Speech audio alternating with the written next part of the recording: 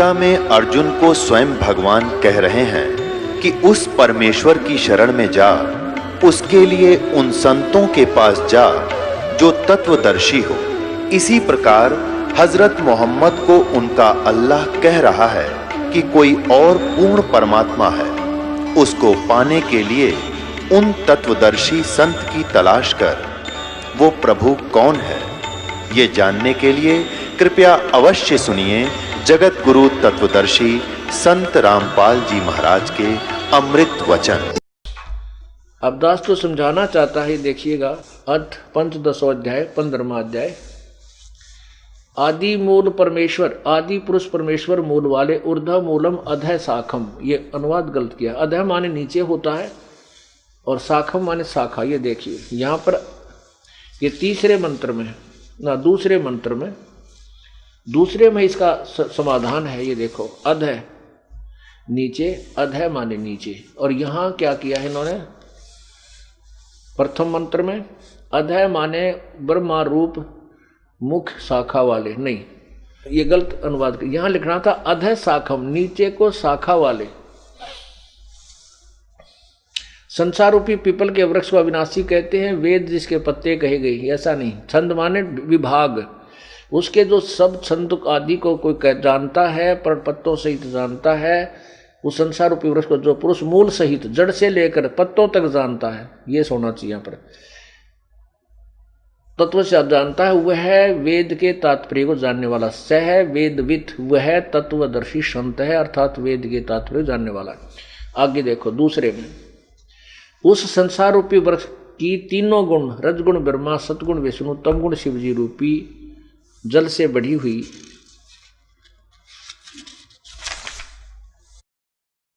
विषय भोग रूप कोपलों वाली मनुष्य शाखाएं हैं। तीनों शाखाएं हैं और नीचे और ऊपर, सर्वत्र नहीं है, नीचे और ऊपर फैली हुई है मनुष्य लोक में। यहाँ जो पॉइंट जो दास इसमें समझाना चाहता था कि तीनों गुण, रजगुण ब्रह्मा, सतगुण विष्णु रूपी जो शाखाएं हैं, ये कर्मानुबंधनी, कर्मों के अनुसार बांधने वाली मूलानी। ओह, मूलानी माने मुख्य कारण, ये जड़ है उस यहाँ जीव को फंसाए रखने की। तीनों गुण रूपी मनुष्य लोक में ऊपर नीचे तीनों गुण ये फैली हुई हैं, और ये कर्मानुबंधनी, कर्मानुसार बांधने वाली मूलानी यानी मुख्य कारण है। ये जड़ है, यानी इस बीमारी की जड़ है। ये नीचे और ऊपर सभी लोकों में नहीं व्यवस्थित है। अब कहने का मुझदास का उद्देश्य ये था कि परमात्मा कहते हैं ब्रह्मा कृष्ण विष्णु भगवान को ये जड़ाए हैं जीवे, गरीबदास तीन लोक में ये काल कर्म और शिव। शिव माने शंका, किसी का भी संशय निवारण नहीं है। सारे उलझ पुलझ उलट पुलट सारे जो है ना शनिपात के बुखार की तरह बिरडाव अपना, किसी ने कहेगा मेरा के बोल रहा है, तो ये ऋषि में ऋषि की पदवी पाएगी। अब क्या बता रहे हैं, अब ये पॉइंट सिद्ध करने के लिए परमात्मा की अमृतवाणी का, तो वेदों और गीता का सहारा आपको हमें लेना पड़ा।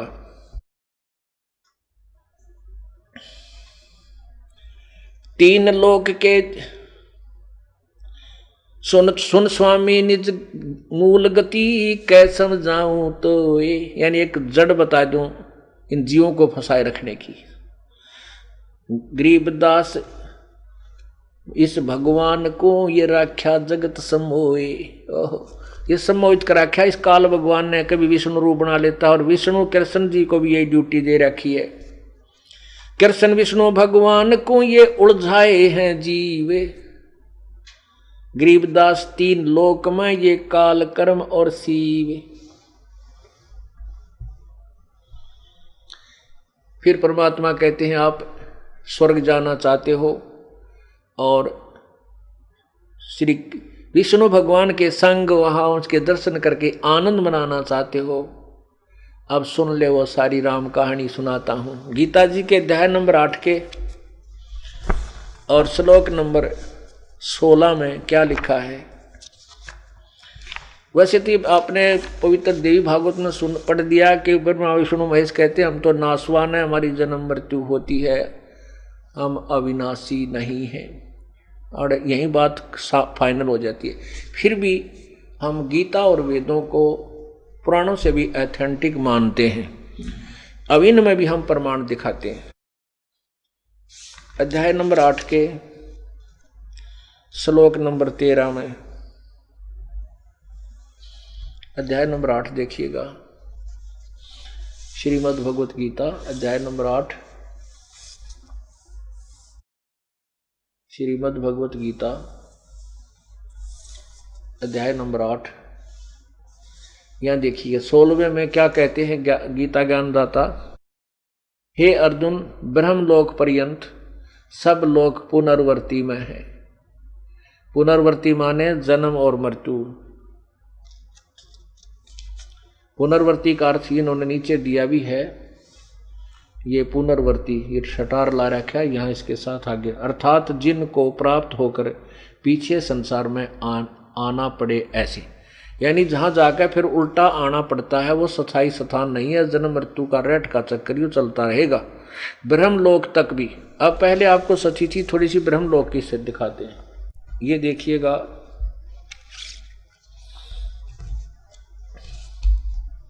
एक ये ब्रह्मांड है, एक ब्रह्मांड का लघु चित्र है ये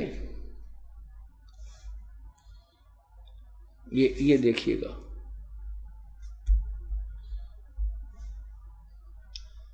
अब ये देखिएगा, अब ये जो है ये तो है श्री शिव जी का लोक, ये ब्रह्मा जी का लोक, और ये विष्णु जी का लोक। ये स्वर्गलोक है, और नीचे ये पाताल लोक है, ये पृथ्वी लोक है। ये ब्रह्मा विष्णु महेश की स्थिति तो इस ब्रह्म लोक से नीचे नीचे है, यहां पर है, और यहीं तक के ये कंट्रोलर हैं। ये है ब्रह्मलोक, ऊपर इनसे ऊपर अलग से ब्रह्मलोक है। विष्णु जी का उपासक विष्णु लोक में आता है, विष्णु जी का उपासक विष्णु लोक में आता है, शिव जी का उपासक शिवलोक में चला जाता है, ब्रह्मा जी का उपासक ब्रह्मा के लोक में जाता है। कॉमन जो साधना करते हैं, पुण्यपान करते हैं, वो स्वर्ग लोक में चले जाते हैं। ये स्वर्ग लोक है, ये कॉमन स्वर्ग साधारण सबके लिए। और ये अलग से एक ब्रह्म लोक है जो वेदों अनुसार साधना ब्रह्म का केवल एक ओम नाम जाप और एक आश्रित रहते हैं, ओम पर और कोई जाप नहीं करते, वो इस ब्रह्म लोक में जाते हैं। ये है वो ब्रह्म लोक, और ये एक ब्रह्मांड का ये फाइनल यानी सबसे स्थायी स्थान है, सबसे स्थायी स्थान मानते। लेकिन यहाँ पर गए हुए भी जन्म मृत्यु में आते हैं, इसको प्राप्त भी जन्म मृत्यु होते हैं, और इनके प्राप्त ब्रह्मा विष्णु महेश के तो फिर कहना है क्या, ये तो बहुत अस्थायी है। अब इनको समझाना चाहा है।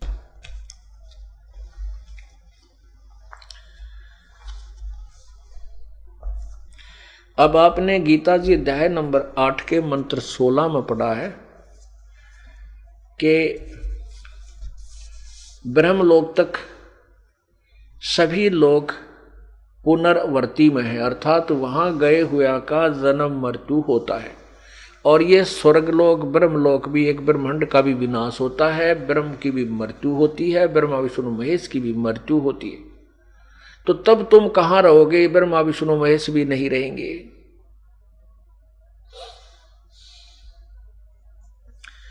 आगे देखिएगा, अब गीता अध्याय नंबर 16 8 के श्लोक 17 में आपको बताया है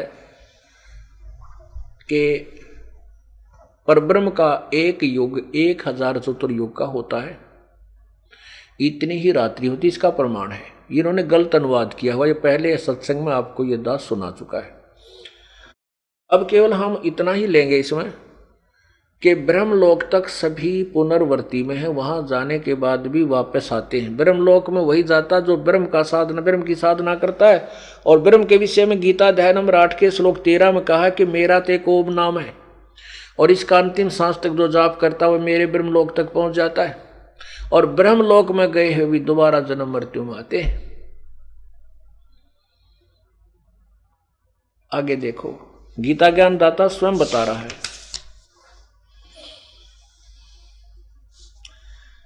ये देखिएगा अध्याय नंबर 8 के श्लोक नंबर 18 में, 17 आपको मैंने वैसे सुना दिया। संपूर्ण चराचर भूतगण ब्रह्मा के नहीं है, क्योंकि ऊपर से संबंधित है। ये परब्रह्म के एक दिन के प्रवेश काल में अव्यक्त अर्थात परब्रह्म के, ब्रह्मा गलत लिखा, परब्रह्म के लोक से है, ये सूक्ष्म शरीर से नहीं, लोक से उत्पन्न होते हैं। और परब्रह्म की रात्रि के प्रवेश काल में उस अव्यक्त नामक परब्रह्म के सूक्ष्म शरीर में ही लीन हो जाते हैं। ये ब्रह्मा का कोई लिंक नहीं है, क्योंकि इन अनुवादकर्ताओं को कोई ज्ञान नहीं था, इनको किसी प्रकार का उस तत्व सृष्टि रचना के विषय में कोई ज्ञान नहीं था, इसलिए गीता जी के अर्थों का अनर्थ कर डाला। गीता जी अध्याय नंबर 7 के 8 के श्लोक नंबर 17 में स्पष्ट किया है कि ब्रह्मणे मनुष्य परब्रह्म के एक दिन 1000 युग की है। नोट चतुर्युग लिखा है, चतुर्युग नहीं है इसमें संस्कृत में, एक बार ये देखना पड़ेगा आपको। अध्याय नंबर 8 का श्लोक नंबर ये 17, इसमें लिखा है सहस्र युग पर्यंतम, सहस्र युग है, नोट चतुर्युग, सहस्र युग पर्यंतम अह यत ब्रह्मण, ये ब्रह्मा नहीं है, ब्रह्मण है। ब्रह्मण का अर्थ इन्होंने खुद लिखा है। वैसे तो ब्रह्मण का अर्थ होता है बड़ा भगवान, यानी ये सेंटेंस के ऊपर निर्भर करता है कहाँ कौन से ब्रह्म, इसका क्या अर्थ है। यहाँ पर परब्रह्म के लिए संकेत है, क्योंकि पूर्ण, और अन्य स्थानों पर पूर्ण ब्रह्म के लिए ब्रह्मण का अर्थ होता है पूर्ण ब्रह्म। अब जैसे अध्याय नंबर 17 के श्लोक नंबर 23 में इस ब्रह्मण का अर्थ सच्चिदानंद घन ब्रह्म अर्थात पूर्ण परमात्मा किया, वो सही है। ये देखिएगा अध्याय नंबर 17 का श्लोक नंबर 23, ओम तत्सत इति निर्देश ब्रह्मण त्रिविध समर्थ। यहाँ लिखा ओम तत्सत, यह ऐसे 3 प्रकार का ब्रह्मण माने सच्चिदानंद घन ब्रह्म का नाम का ब्रह्म ज्ञान बोल रहा है पूर्ण ब्रह्म की तरफ। यहाँ पूर्ण ब्रह्म है, ये सच्चिदानंद घन परमात्मा पूर्ण ब्रह्म की तरफ संकेत है। तो यहाँ हम इसी को लेकर तो इस यहाँ पर केवल परब्रह्म का संकेत है कि क्योंकि पूर्ण ब्रह्म की तो आयु है ही नहीं, वो तो अजर अमर है, और ब्रह्म तक की आयु का है इसमें प्रमाण। जैसे आपको बताया है कि एक चतुर्युग 43,20,000 युग का होता है, सतयुग, त्रेता, द्वापर और कलयुग। 43,20,000 युग का होता है एक चतुर्युग। ब्रह्मा जी का एक दिन 1008 चतुर्युग का होता है, क्योंकि लेकिन इसको हम सिंपल में साधारण से 1000 चतुर्युग मानते हैं। इतनी ही रात्रि होती है, 30 दिन रात का महीना हो गया, 12 महीने का एक वर्ष हो गया, और ब्रह्मा जी की 100 वर्ष की आयु है। 7 ब्रह्मा की मृत्यु के उपरांत विष्णु की मृत्यु, 7 विष्णु की मृत्यु के बाद एक शिव की मृत्यु। ये भी कहिए कि 700 वर्ष की विष्णु की आयु है, 4900 वर्ष वो दिव्य वर्ष है उनके, इतने लंबे चौड़े 4900 वर्ष की शिव की आयु है। ये रजगुण ब्रह्मा, सतगुण विष्णु, तमगुण शिव जी, इनकी ये आयु बताई है। फिर 70,000 जब त्रिलोकीय शिव यानी काल के पुत्र मर जाते हैं, एक ब्रह्मलोक में रहने वाला युग काल मरता है, शिव मरता है, यानी सदाशिव को काल को हो, ये शरीर छोड़ देता, तो उसमें एक ब्रह्मांड का विनाश हो जाता है, और ये एक युग होता है परब्रह्म का। ओए होए, यह 70,000 जब ये त्रिलोकीय शिव मर जाते हैं, तब एक ब्रह्म मरे, काल मरे, अपना शरीर त्याग देता है, और फिर ये एक युग हुआ 0.7 लाख बार ये त्रिलोकीय शिव मर जाएगा, तब एक परब्रह्म का युग हुआ, और ऐसे 1000 युग का परब्रह्म का दिन, इतनी ही रात्रि, नोट चतुर्युग, ओनली युग, केवल युग गा है इसमें। 1000 युग का परब्रह्म का दिन, इतनी ही रात्रि, 30 दिन रात का महीना, 12 महीने का एक वर्ष, और 100 वर्ष की परब्रह्म की आयु। लेकिन यो भी मरेगा, एती उम्र बुलंद मरेगा अंतरे, क्योंकि सतगुरु लगे न कान न बैठे वो संतरे।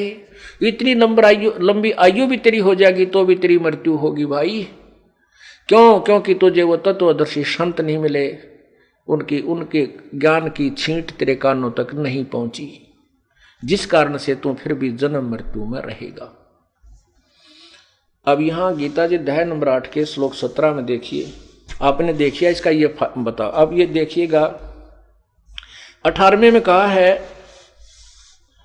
संपूर्ण चराचर भूतगण ब्रह्मा के दिन के प्रवेश काल में अव्यक्त से, अर्थात ब्रह्मा का नहीं है, संपूर्ण चराचर भूतगण इस ब्रह्म के परब्रह्म के एक दिन प्रवेश काल में अव्यक्त से, अव्यक्तात् यानी उस अव्यक्त परब्रह्म बोलिए, यहां गलत लिखा है इन्होंने, परब्रह्म के लोक से उत्पन्न होते हैं और परब्रह्म की रात्रि के प्रवेश काल में उसी अव्यक्त में समा जाते हैं, यानी परब्रह्म के लोक में चले जाते हैं, लीन हो जाते हैं। आगे देखना 19 में स्पष्ट किया है, हे पार्थ, वही यह समुदाय उत्पन्न होकर प्रकृति से वश हुआ, रात्रि के प्रवेश काल में लीन होता है, दिन के प्रवेश काल में उत्पन्न होता है। अब 20 में कमाल कर दिया, परंतु उस अव्यक्त यानी परब्रह्म से परे जो दूसरा अव्यक्त, अन्य जो दूसरा अव्यक्त है, सनातन अव्यक्त भाव है, वह परम दिव्य पुरुष सब प्राणियों के नष्ट होने पर भी कभी नष्ट नहीं होता। अब यहां क्योंकि बार बार हमने समझाना पड़ता है, गीता जी अध्याय नंबर 7 के गीता जी अध्याय नंबर 7 के श्लोक 24 और 25 में ये गीता ज्ञानदाता कहता कि मैं अव्यक्त हूं और मैं अपनी योग माया से छुपा रहता हूं। अव्यक्त माने जो वस्तु है कहीं पर हमारी रीत से बाहर है, हम उसको देख नहीं सकते, उसको अव्यक्त कहते हैं। जैसे रात्रि के समय सूर्य अव्यक्त है, लेकिन सूर्य विद्यमान है, वो खत्म नहीं है।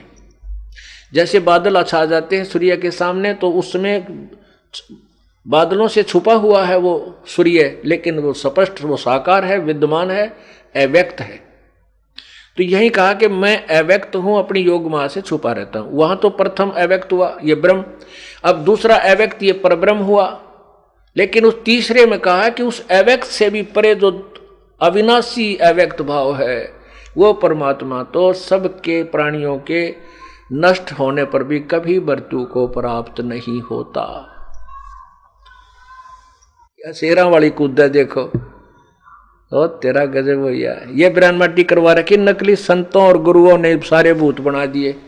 अरे कूदे आड़े डांस करें आकर के, बहन बेटियां, बुरा हाल हो रहा है इनका। यहां पर जैसे आपने दिन के सत्संग में सुना था, सुबह के सत्संग में सुना कि युधिष्ठिर में भूत बढ़ने लग गए। वो प्रेत आत्माएं जो युद्ध में मारी गई थी, वो युधिष्ठिर में राजा में प्रवेश कर गई, उसकी ब्रान माटी कर रही थी। और वो 3 ताप, वो भूत भी ना लिकड़े ना श्री कृष्ण के भोजन खानते हैं, उसके बताए भी दानते हैं, वो भी परमात्मा कबीर जी के उस सुदर्शन अर्थात स्वयं ही उन्होंने सुदर्शन रूप धारण करके वो 3 ताप, वो भूत भी काटे परमात्मा ने युधिष्ठिर के। अब सब जगह भ्रम भटक कर ये प्राणी इस परमात्मा के चरणों में आते हैं और ये भूत रो पीट कर आप भाग जाते हैं कुछ दिनों में। परमात्मा के उद्धार अलग से होता है, ये फ्री में ट्रीटमेंट हम नहीं करते इसका। ये परमात्मा की वाणी में इतनी शक्ति है कि ये रह ना सकते, जैसे आल आउट के सामने मच्छर डटे ना सकते, आप पर भाग जाते हैं।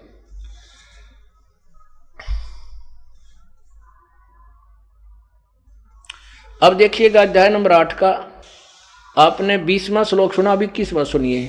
20वां आपने सुना कि परंतु उस अव्यक्त से यानी परब्रह्म से भी परे जो दूसरा अव्यक्त विलक्षण जो सनातन अव्यक्त भाव है, सदा रहने वाला, वह परम दिव्य पुरुष यानी पूर्ण परमात्मा तो सब प्राणियों के नष्ट होने पर भी नष्ट नहीं होता। भूत माने प्राणी। अब 21 में देखिएगा,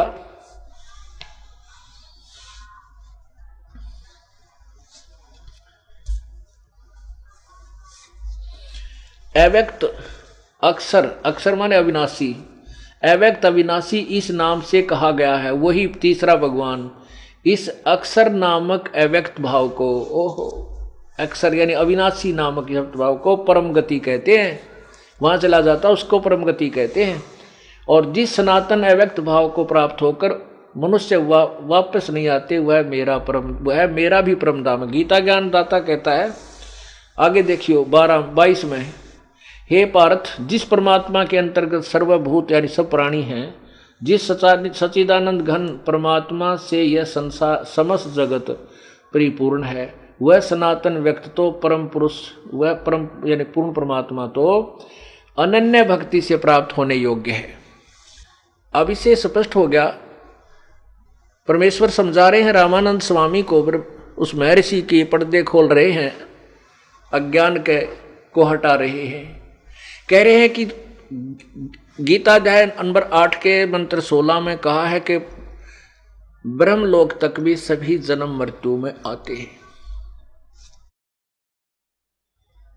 और 8वें अध्याय के 18, 19, 18, 20, 21 और 22 में स्पष्ट किया है कि वो अविनाशी परमात्मा उस पूर्ण परमात्मा के लोक में जाने के बाद फिर लौटकर संसार में नहीं आते। अध्याय नंबर 15 के श्लोक नंबर 4 में स्पष्ट किया है कि जिस तत्वदर्शी संत की प्राप्ति के उपरांत उस परमात्मा के उस परम पद की खोज करनी चाहिए, जहां जाने के बाद ये साधक कभी लौटकर संसार में नहीं आते। और गीता ज्ञानदाता कह रहा है कि मैं भी उसकी शरण में हूं। फिर देखिए, सुबह भी आपको दिखाया था और अब फिर देखिए, पुण्यात्माओं, ये अंधेरा हटाना है। ये तभी हटेगा कि इस बार बार ज्ञान को सुनने से इस परमात्मा के बच्चे लाखों की संख्या में प्रचारक बनेंगे, समझाएंगे अपने बहन भाइयों ने, रिश्तेदारों को, सबको जा जा के इनकी उंगलियां पर रटा जाएगा।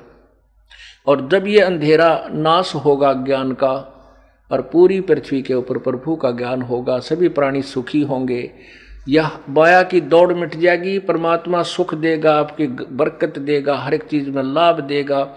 ये एक दूसरे से लेना, लूटना, रिश्वत लेना, ये नरक नहीं भोगेंगे हम, ये विष नहीं खाएंगे, क्योंकि ये हमें फिर आगे जाके दुख देता है।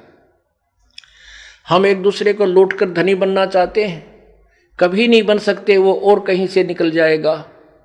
धनी बनाओगा भगवान और परमात्मा की भक्ति और नाम, उसके निमित्त किया हुआ धर्म। लूटने से नहीं, लुटने से धनी बनता है, परमात्मा की शरण में आने के बाद।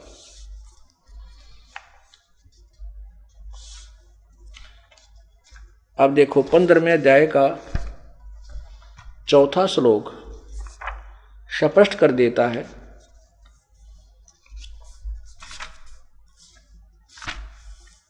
ये देखिएगा अध्याय नंबर 15 का ये 4था श्लोक है, या आगे इसका अनुवाद है, ये 4था श्लोक है। उसके पश्चात यानी तत्व ज्ञान, तत्वदर्शी संत मिलने के पश्चात, उस तत्व ज्ञान से जो विधि मिलती है भक्ति की, उसके पश्चात उस परम पद रूप परमेश्वर की भलीभांति खोज करनी चाहिए, जिसमें गए हुए पुरुष यानी साधक फिर लौटकर संसार में नहीं आते, और जिस परमेश्वर से इस पुरातन संसार रूपी वृक्ष की प्रवृत्ति विस्तार को प्राप्त हुई है, उसी आदि पुरुष नारायण की मैं शरण हूं। इस प्रकार दृढ़ निश्चय करके उस परमेश्वर का मनन और निधि ध्यान करना चाहिए। अब इसमें क्या कहा है कि गीता ज्ञान दाता खुद कह रहा है कि उस पूर्ण परमात्मा की भक्ति करनी चाहिए, उस तत्वदर्शी संत मिलने के बाद उस परमेश्वर के परम पद की खोज करनी चाहिए, जहां जाने के बाद फिर संसार में लौट कर नहीं आते, और जिस परमेश्वर ने सारे ब्रह्मांडों की रचना की है, और मैं भी उसी की शरण हूं, उस वही पूजा के योग्य है। अब रामानंद जी का जो ज्ञान था वो स्पष्ट अज्ञान सिद्ध हो रहा है, और परमेश्वर का जो ज्ञान है, और ज्ञान सब ज्ञानड़ी ये कबीर ज्ञान सो ज्ञान, जैसे गोला तोब का ये करता चले मैदान। अब रामानंद जी की आंखें, ज्ञान की आंखें खुल रही हैं, लेकिन वो पुराना ज्ञान रह रहकर आंट लगाता है। थोड़े से दिन तो पंजे गाड्डा है योग अज्ञान, लेकिन परमात्मा के सामने फिर ये दूर हो जाता है और सच्चाई स्वीकार कर लेती है पुण्यात्मा।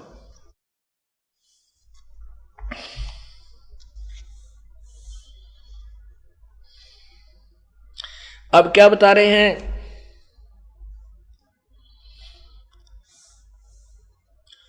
पौमी धरणी आकाश थंब, ये चलसी चंद्र सूर्य। कह गरीबदास जी कह रहे हैं, कह कबीर इस तर रजबीरज की कहाँ रहेगी धूरे।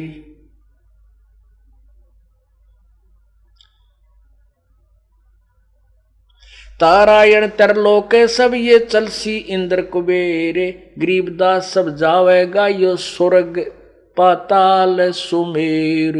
जिस सुमेरु पर्वत को तुम बहुत ही अच्छा स्थान मानते हो, देवताओं की नगरी मानते हो, कहते हो विनाश होगा। ये सब चलसी माने विनाश को प्राप्त होंगे, सब पुनर्वर्ती में है, चलते फिरते हैं, यानी नष्ट होते हैं और फिर बनते हैं।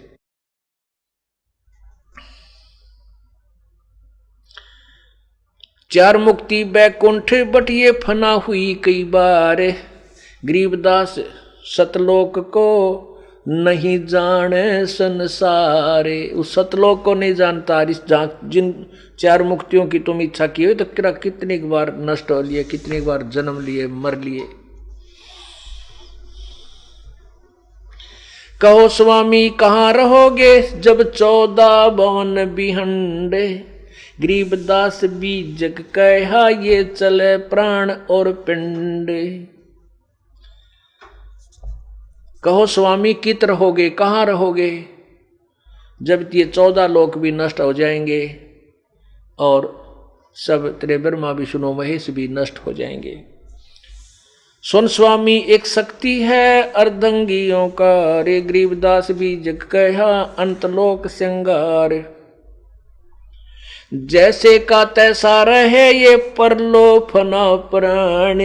गरीबदास उस शक्ति को मैं बार बार कुर्बान। सतलोक में कहते हैं वहां जैसे का तैसा रहे, ये जीव कभी नष्ट में नहीं आता। और उस शक्ति को सतलोक में जो परमात्मा है, उस परम शक्ति को मेरी बार बार प्रणाम है, मैं कुर्बान हूं। और उस सतलोक में परमात्मा के दरबार में ये तेरे ब्रह्मा विष्णु महेश जैसे करोड़ों हैं। अब जैसे प्रधानमंत्री के दरबार में यहां के एमएलए एमपीओं की कोई स्थिति नहीं है, यानी वहां तो जैसे आईएएस अफसर हैं, एचसीएस अफसर हैं, यहाँ तो डीसीआर दी लगे एसडीएम, और वहां दरबार में पीएम सीएम के उसमें ये वहां एक जस्ट लाइक वहां एक सिंपल कागज कार्रवाई करने वाले होते हैं, इनका कोई अस्तित्व विशेष नहीं होता उसकी तुलना में। वैसे अपनी स्थिति में इनकी है अस्तित्व है, लेकिन उसके सामने प्राइम मिनिस्टर और के हाउस में इनका कोई वो प्रभुता नहीं है विशेष। तो ऐसे ही कहते हैं कि कोट विष्णु जहां बसत है, कोट विष्णु जहां बसत हैं उस शक्ति के धाम। गरीबदास गुल बहुत हैं अल्प वस्तु निकाम। शिव शक्ति जा से हुआ अंत कोट अवतार। गरीबदास उस अल्प को लखे सो हो करतार।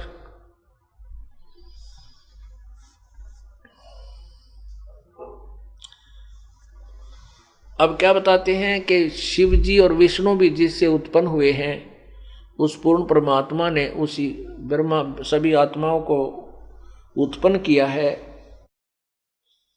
उसको जो सुन लेगा, उसको देख लेगा, तो वो सच्चा सृष्टि को समझने वाला हो जाता है। आगे क्या बताते हैं?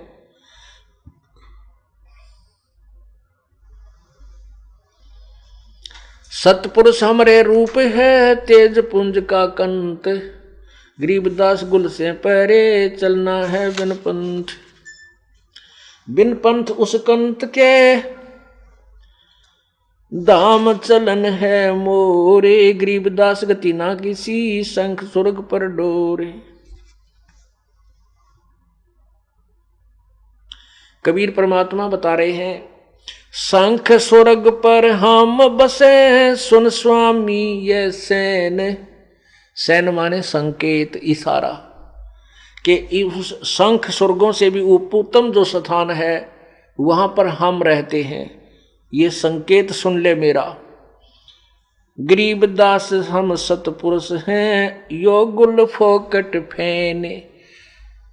परमात्मा कहते हैं कि दृष्टि पड़े सो फना है, धर अंबर कैलाश, ये कृत्रिम बाजी झूठ है, तुम सुरत समो वो श्वास। क्या बताते हैं कि जो भी तुम देख रहे हो स्वामी जी, जो तुमने देखा है सुना है, ये तो नासवान है। ये धर अंबर कैलाश, और जो हम जिस स्थान पर हम आपको ले जाना चाहते हैं उसके लिए आप श्वासों से सिमरण करने का एक मंत्र है, उसका जाप कीजिए।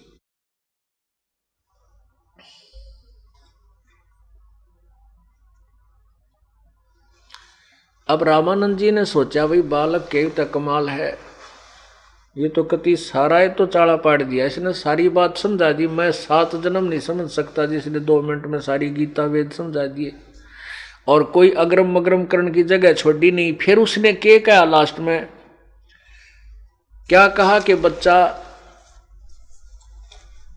आपने जो कहा इसको मैं बहुत कुछ समझ गया, लेकिन अब किसकी बात पे विश्वास करूं मैं? अब तक तो ये सुनते आए, एक नहीं 200 ने, लाखों ने, करोड़ों ऋषियों ने यही ज्ञान सुनाया जो मैं घोट रहा था, जो मैंने घोट रखा था दुनिया को समझाऊं था। अब आपने जो ज्ञान बताया है ये मेरी समझ में पल्ले पड़ता ना, जबकि आप आंखों दिखा रहे हो, वेद और गीता भी मैं देख रहा हूं, मुझे कंठस्थ याद है, आप श्लोक बता रहे हो, मेरी बुद्धि वही कंप्यूटर की तरह पहुंच जाती है, और जो का त्यों लिखा है जो आप बताते हो। तो क्या बताते हैं? कहने लगे, बच्चा मैं तो बहुत साधना किए हुए हूँ, बाल ब्रह्मचारी हूँ, बचपन से ही मैंने योग साधना और समाधि लाने का अभ्यास किया हुआ है, और मैं बहुत ऊपर तक पहुंच जाता हूँ। अब परमात्मा ने सोचा, जब तक इस योगी का यो भ्रम नहीं मिटेगा, यो जहाँ डले ढोर्या है वहां से क्या मिलेगा इस योग साधना से, तब तक इसकी बुद्धि उल्टी अटैक हो जाए। तो परमात्मा बोले कि ठीक है बच्चा, स्वामी जी आप अपनी समाधि लगाओ और चलो, कहाँ तक चलते हो। अब रामानंद जी का तो प्रतिदिन का अभ्यास था, आसन पद्म लगा कर बैठ गए नू का नू, और अंदर पहुंच गए त्रिवेणी के ऊपर। आगे जाके 3 रास्ते हैं,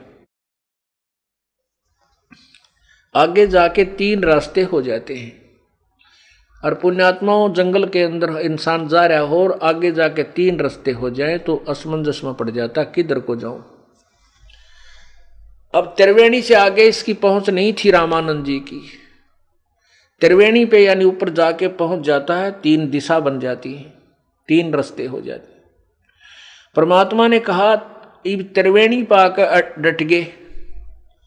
कहते हैं योग युक्त प्राणायाम कर जीता सकल शरीर, और त्रिवेणी के घाट में वो अटक रहे बलबीर, यानी वो विद्वान पुरुष रामानंद जी त्रिवेणी के ऊपर जाकर अड़ गए। आगे वे रहना किधर जाना, क्योंकि काल ने इनको अंदर खेलने के लिए थोड़ा सा रास्ता दे दिया, कब ब्लॉक कर दिया। तब परमात्मा ने कहा, रामानंद जी अब ये 3 रास्ते हैं, ये जो प्रथम ये बीच वाला रास्ता ये तुम्हारे किसी मंत्र से नहीं खुलेगा, ये मेरे सतनाम से खुल सकता है, या काल अपनी मर्जी से खोल देता है, क्योंकि ब्रह्मलोक तक ले जाने के लिए। और ये जो रास्ता इधर जाता है ये 88,000 खेड़ों को जाता है, और ये जो रास्ता जाता है ये त्रिब्रह्मा विष्णु महेश के लोकों को जाएगा। अब आपने जो साधना कर रखी है वो इधर लेफ्ट साइड में जाने वाले रास्ते की कर रखी है। जब आपका शरीर पूरा हो जाएगा ये काल आपको इस रास्ते से यानी लेफ्ट वाले रास्ते से आपकी आत्मा जाएगी। लिखा ना 8वें अध्याय के 13वें श्लोक में कि जो अंतिम श्वास तक मेरे ओम नाम का जाप करता है यानी मेरी साधना करता है शरीर त्यागने तक, तो उससे वो मेरे वाली गति को प्राप्त होता है। तो आपने विष्णु जी की साधना की हुई है और विष्णु आप ओम नमः शिवाय साध ओम विष्णु भागवते वासुदेव नमः आदि के जाप करते हो, तो इससे आप विष्णु को इष्ट मान रखा है। ओम नाम का जो जाप आप करते हो उसकी कमाई भी आपको विष्णु लोक में ही मिलेगी, क्योंकि आपने इष्ट विष्णु मान रखे हैं। तो ऐसे ये 3 रास्ते जो बन गए हैं, जो इधर वाला रास्ता है यानी लेफ्ट साइड वाला, इसमें क्या है कि अंदर शरीर के अंदर ही से ही वो आत्मा चलती है और आगे जाकर के 3 रास्ते बन जाए। लेफ्ट साइड के रास्ते में ये आत्मा जाएगी आपकी और आगे जाकर के पहले धर्मराज का लोक आएगा। धर्मराज के लोक में आपका हिसाब किताब होगा।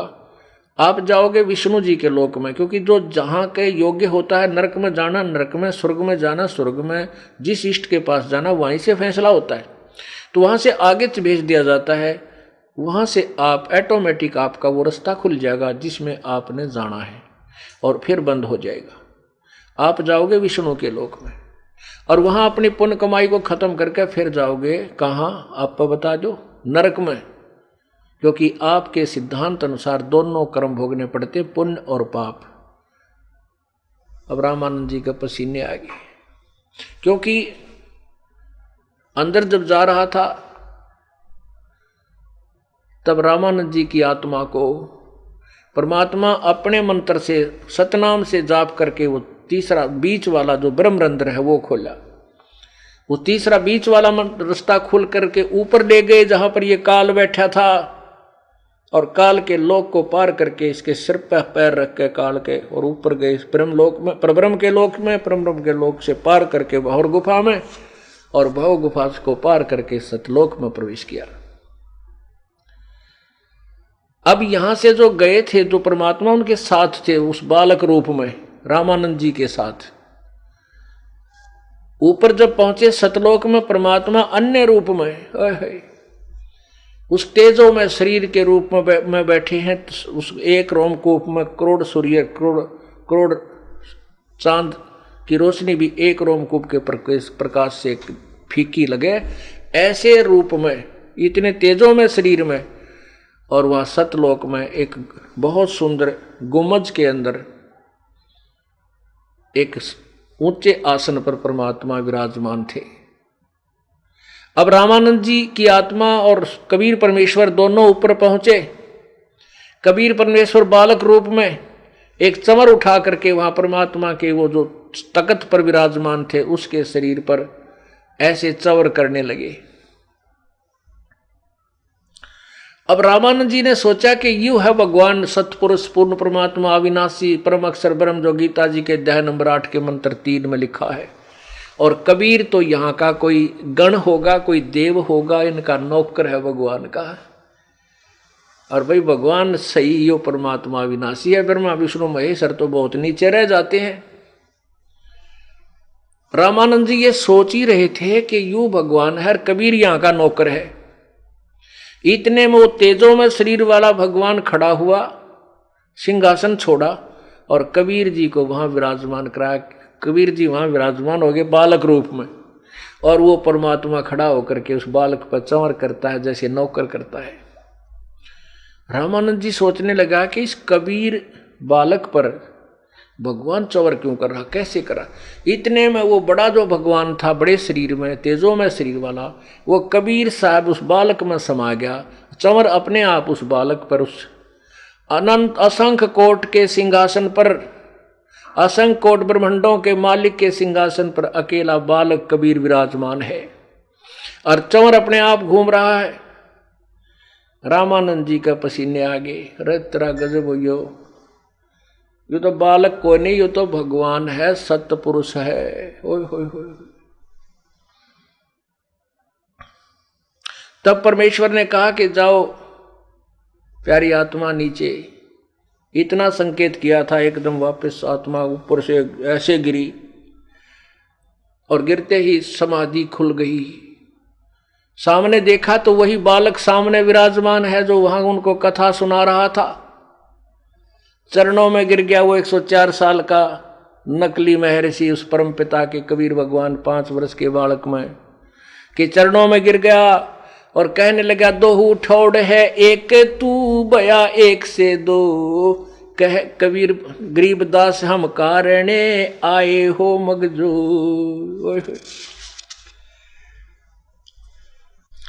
बोलत रामानंद जी सुनो कबीर करता रे, गरीबदास सब रूप में तुम ही बोलन हार। अर्थात तेरी शक्ति से ही सब बोल रहे हैं, तेरी शक्ति के बिना तक कोई एक श्वास भी नहीं ले सकता।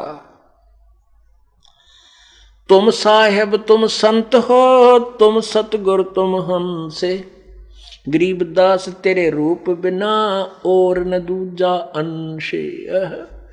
अब रामानंद जी कहने लगे, आप ही सच्चे भगवान हो, साहेब हो, आप ही पूर्ण संत हो, आप ही सच्चे सेवक के रूप में आप ही खड़े हो। तुम साहेब तुम संत हो, तुम सतगुरु तुम हंसे, गरीबदास तेरे तुम रूप बिना और न दूजा अंशे। कोटि कोटि सजदा करे और कोटि कोटि प्रणाम, गरीबदास अनहद अधर हम पर से तुम धाम। सुन बे सुन से तुम स्वामी में बाल बुद्धि, भरम कर्म किए नासी, गरीबदास निज ब्रह्म तुम मेरा हो गया दृढ़ विश्वासी। कि वो निज ब्रह्म वो तत्व ब्रह्म तू ही है भगवान। अब मेरा पेटा भर गया, मुझे दृढ़ विश्वास हो गया तेरे बिना और कोई भगवान है नहीं।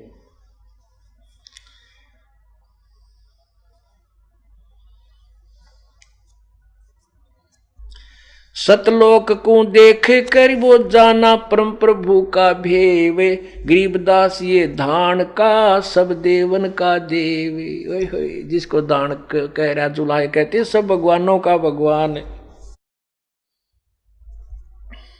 तावाचित चक्रित भया वो देखा फजल दरबारे, गरीबदास सिजदा किए हम पाए दीदारे। वहां जाके वो मन चक्कर काट गया रामानंद उस नकली स्वामी का, ऋषि का, और ने बोला वो देखा फजल दरबार, वो परम पिता का सच्चा दरबार, वो नाकारी दरबार देखा।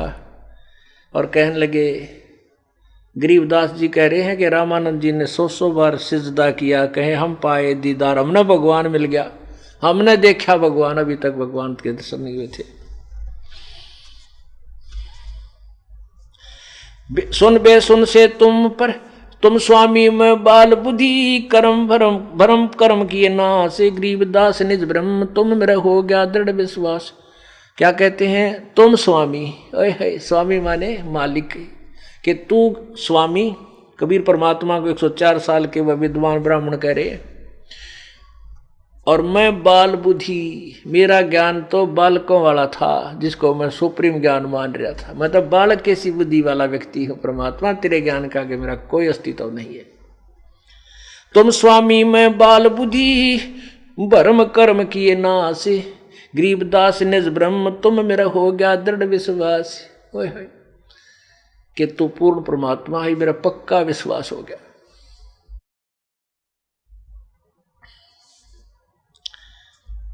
सुन बे सुन से तुम परे उर से हमरे तीर, गरीबदास भंग में अवगत पुरुष कबीर।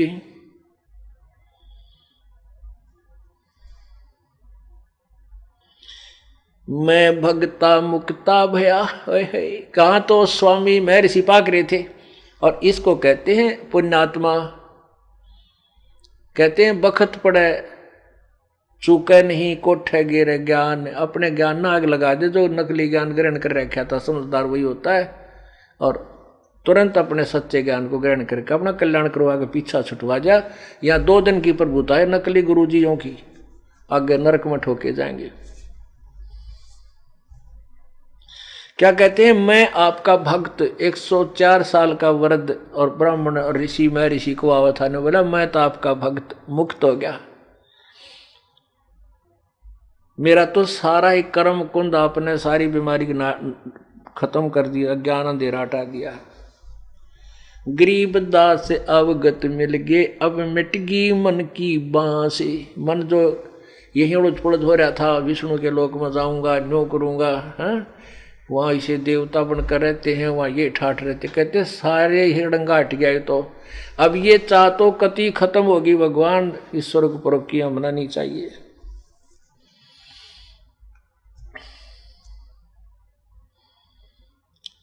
दो ठोड़ है एक तू भया एक से दो, गरीबदास हम कारणे आए हो मगजो।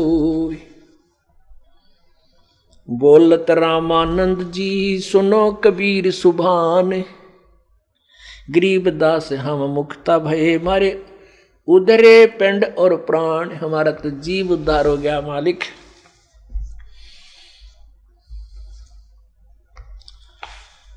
अपुण्यात्माओं, बुद्धिमान उसी को कहते हैं, उसी को हम साधक और संत मानते हैं, भक्त मानते हैं। जो भगवान के लिए प्रयत्न कर रहा है वो भगवान चाहिए हमें। और भगवान सामने आके कहने लग रहा है, मैं भगवान भाई सुन रामानंद राम हम,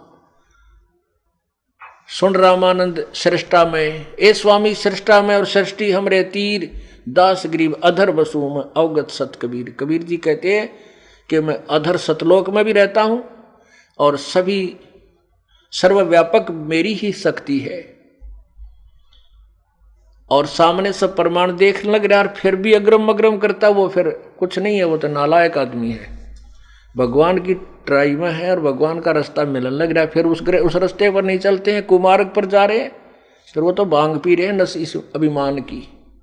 उनको भगवान नहीं, उनको यहाँ का काल का जो अभिमान चाहिए, मान और सम्मान चाहिए। ये मान सम्मान तो कुछ दिनों का है, फिर असंख्य जन्मों का पाड़ टूट जाएगा। कभी गधे बनेंगे, कभी कुत्ते बनेंगे, कभी सूअर बनेंगे। अब स्वामी जी ने, रामानंद जी महापुरुष ने परमात्मा को दो रूप में देखा। सतलोक में भी है वो, अन्य रूप धारण करके यहां पर भी आता है। ओहो, अब गीत यजुर्वेद अध्याय नंबर 5 के मंत्र नंबर 1 में 2 बार लिखा है, परमात्मा की 2 सतिथि बताई है। अग्नि तनुरसी, परमात्मा सशरीर है परमेश्वर। और विष्णवे तवा सोमस्य तनुरसी, उस परमेश्वर की पालन सबको संभाल करने के लिए भी और शरीर है, अमर शरीर है, अन्य शरीर धारण करता है। वो अतिथि रूप में कुछ समय यहां आता है और यहां अतिथि रूप में रह करके अपने तत्व ज्ञान की बौछार करता है। और वो तीव्रगामी पक्षी की तरह आता है। गरीबदास जी कहते, अलल पंख जो मार्ग मोरा, अलल पंख अनुराग है, सुन मंडल रे थेर, दास गरीब उधारिया सतगुरु मिले कबीर। तो ऐसे ही वेद बता रहे हैं, ऐसे ही गीता बता रही है, ऐसे ही परमात्मा की अमरवाणी बता रही है कि वो परमात्मा कबीर है और वो सतलोक में भी रहता। आंखों देखे संत उनके गवाह बता रहे हैं कि 2 ठोड़ है एक तू भया एक से 2, और गरीबदास हम कारणे तुम आए हो मगजो। हमारे लिए ही आप सतलोक से चलकर यहां पर आए हो। आपको यजुर्वेद दिखाते हैं।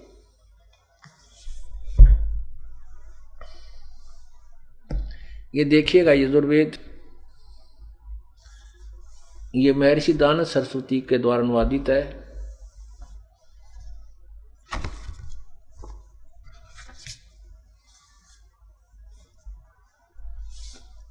प्रकाशक हैं सार्वदेशिक कार्य प्रतिनिधि सभा 2/5 महर्षि दान भवन, रामलीला मैदान, नई दिल्ली।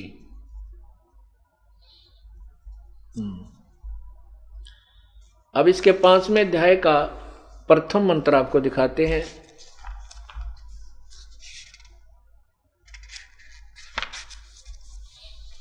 अथ पंचमा अध्याय आरंभ। ये प्रथम मंत्र है। इसमें लिखा अग्ने तनुरसी। अग्ने माने परमेश्वर, तनु माने सशरीर, असी माने है। विष्णुवे तवा सोमस्य तनुरसी। तवा माने उस, सोमस्य माने अमर पुरुष का, विष्णुवे माने सबकी संभाल करने के लिए, तनु माने शरीर, असी माने है। विष्णुवे तवा सोमस्य विष्णुवे तवा अतिथ्य राति अतिथ्य मसी। विष्णुवे तवा सेनाय, सेनाय माने अलल पंख की तरह, यानी तीव्रगामी पक्षी की तरह। तवा सोम भरते विष्णुवे तवा अग्ने तवा राय पोष दे विष्णुवे तवा। इसका अर्थ ये बनता है कि वो परमात्मा दो रूप में है। अग्ने तनुरसी परमात्मा सह शरीर, और विष्णुवे तवा सोमस्य तनुरसी। विष्णुवे माने सबके पालन पोषण के लिए, सबकी संभाल के लिए, सर्वव्यापकता के लिए भी। तवा माने उस, सोमस्य माने अमर पुरुष का, तनुर माने शरीर, असी माने है। इन्होंने तड़ंगा कर रखा है इसका। स्वामी जी ने अनुवाद किया है। हे मनुष्यों, तुम लोग जैसे मैं जो हवि, अग्नि माने बिजली, प्रसिद्ध रूप अग्नि के। यहाँ अग्नि माने परमेश्वर, तनु माने शरीर के, शरीर है परमात्मा सह शरीर, ये अर्थ होता। उसके विष्णु माने संग यज्ञ की सिद्धि के लिए स्वीकार करता हूँ। बट कोई अर्थ हुआ इसका। विष्णुवे असोम से जगत में उत्पन्न हुए पदार्थ समूह, तनु माने विस्तार पुरुष आगे, उसको वायु शुद्धि के लिए उपयोग करता हूँ। अतिथ्य सन्यासी और आदि का, अतिथम अतिथिपन व उसकी सेवा रूप कर्म असी माने है। उसको विष्णुवे विज्ञान की प्राप्ति के लिए बता, सेन पक्षी के समान शीघ्र जाने के लिए जो सेन आए, ये अलल पंख का हमारा विवरण है इसमें। तो कहने का भाव ये कि स्वामी जी ने तड़ंगा करने का ठेका ले रखा था, इनका गुड़ गोबर कर गया, और हम इनको एक संस्कृत का भाषा के जानने के कारण इनको महर्षि की पदवी दे दी है। और ये जाने को नहीं थे कैख है भी। सेनाए माने वो अलल पंख परमात्मा, तो कभी बताएंगे आपको अलल पक्षी किसे कहते हैं, उसकी कैसे वो आना होता है, कैसे वो जाता है। इसमें है कि जो परमात्मा अतिथि माने कभी भी आ जाओ, जिसके आने की किसी को ज्ञान ना हो। रामकृष्ण के बारे में तो पहले बता दिया जाता है। अब 10वां अवतार आवेगा और वो कलयुग में आवेगा, उसका पूर्व निर्धारित है कि संभल नगरी में विष्णुदत्त शर्मा के घर उसका जन्म होगा। और फिर वो कौन होगा? वो राजा हरिश्चंद्र की आत्मा होगी, और वही आकर के एक लंबी तलवार होगी उसके हाथ में, और उस समय कृतघ्नी लोगों को ऐसे काटेगा जैसे परशुराम ने अक्षत्रिय काट दिए थे। और फिर वो राजा हरिश्चंद्र इतना दोषी पाप का भागी हो जाएगा, उसको नरक में ठोका जाएगा। ये इस काल का जाल है। जैसे परशुराम जी अपने पुण्यकर्मी प्राणी थे, स्वर्ग में चले गए विष्णु जी के पास। विष्णु जी का फिर अवतार बना के भेज दिया, यहाँ का प्रतिनिधि तो देकर भेज दिया। उसने अक्षत्रियों को काट डाला, बुरी तरह खत्म कर दिए। अब उसके वो बैड अकाउंट में लिख दिए परशुराम जी के, उस बुरे खाते में लिखे गए वो पाप। और जब तक उसके पुण्य चलेंगे इतने वो स्वर्ग में रहेगा। जब पापों का नंबर आएगा अभी परशुराम जी नरक में ठोक दिया जाएगा। क्योंकि यहाँ पर दोनों भोग भोगने पड़ते हैं जब तक पूर्ण संत नहीं मिलता, पूर्ण परमात्मा में भक्ति नहीं मिलती। ऐसे राजा हरिश्चंद्र जी को डाल दिया जाएगा। तो कबीर परमात्मा के आने के बारे में ना किसी ने पता चला, ना विष्णु जाना, ना शिव जी, ना ब्रह्मा, और ना इस काल को पता चलता। अतिथि का अर्थ होता है जो जिसके आने की कोई तिथि निर्धारित ना हो, कभी भी आ खड़ा हो, और वो परमात्मा कुछ समय के लिए रहता है। उस समय अपने ज्ञान को प्रचार करता है, और वो इतनी शीघ्रता से आ जाता है और शीघ्रता से चला जाता है। जग सारा रोगिया रे, जिन सतगुरु वैद न जाण्या। जग सारा रोगिया रे, जिन सतगुरु वैद न जाण्या जग। भाई जन्म मरण का रोग लग्या है या तृष्णा बडेरी खांसी, जन्म मरण का तृष्णा बडेरी खांसी। आवागवन की डोर गले में पड़ी काल की फांसी, जग सारा रोगिया रे, जिन सतगुरु वैद न जाण्या जग। जग सारा रोगिया रे, जिन सतगुरु वैद न जाण्या। भाई साचा सतगुरु कोई न पूजे, इन झूठों जगपति आवे। साचा सतगुरु कोई न पूजे, इन झूठों जगपति आवे। अंधे की बागही अंधे न ये मार्ग कौन बतावे, जग सारा रोगिया रे, जिन सतगुरु वैद न जाण्या जग सारा रोगिया रे। जग सारा रोगिया रे, जिन सतगुरु वैद न जाण्या जग सारा रोगिया रे। भाई देखा देखी गुरु शिष्य बन गे, किया ना तत्व विचारा। देखा देखी गुरु शिष्य बन गे, किया ना तत्व विचारा। गुरु शिष्य दोनों के सिर पे काल ठोके पंजारा, जग सारा रोगिया रे, जिन सतगुरु वैद न जाण्या। जग सारा रोगिया रे, जिन सतगुरु वैद न जाण्या। भाई देखा देखी गुरु शिष्य बन गे, किया ना तत्व विचारा। देखा देखी गुरु शिष्य बन गे, किया ना तत्व विचारा। गुरु शिष्य दोनों के सिर पे काल ठोके पंजारा, जग सारा रोगिया रे, जिन सतगुरु वैद न जाण्या जग सारा रोगिया रे। भाई सार शब्द सर जीवन बूटी, गैस गैस अंग लगावे।